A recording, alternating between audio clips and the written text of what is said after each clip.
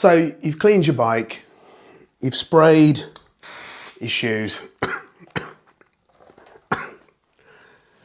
and your towel smells like fabric softener, but there's still a little bit of an odour coming from this general area.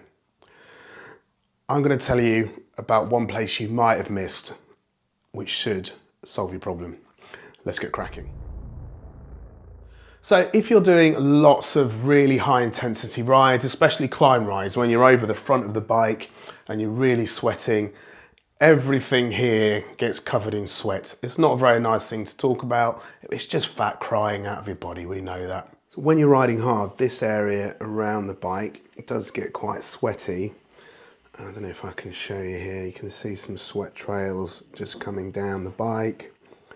It's a little bit gross, I know.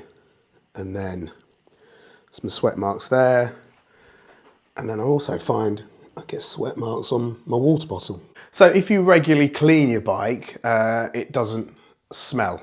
You know, like when you get on a bike in a gym and there's that general odour of smelliness, even though they're spraying it and wiping it down. I mean, this doesn't smell, it's really easy to wipe down. What I did notice though was after a few months of use, I was getting a little bit of a faint odour. So I'd come into this room and it didn't smell like a gym, but it didn't smell as fresh as before. Let me show you what I discovered. I've just cleaned the bike and it is nice and clean. So you can see that there, the mat's still slightly patchy in places there. But let me show you a bit that I didn't realise, where all this sweat, so when you're really going for it, the sweat's all coming down there, but you've wiped it off so you're fine.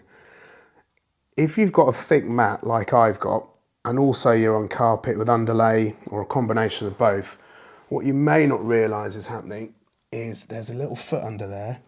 I don't know if you can see, I've put some water under there to help see it, but sweat collects under that middle foot. What you may find, I've moved the bike back a bit to show you, is under that middle foot, now this isn't sweat, this is water just to show you, you can develop a little puddle of fluid. So I've dried it now, just so you can see, especially on a thick mat with carpet, as I've mentioned, actually how kind of deep that hole can be. All the other holes as well. But this is the only one that really seems to get sweat trapped in it.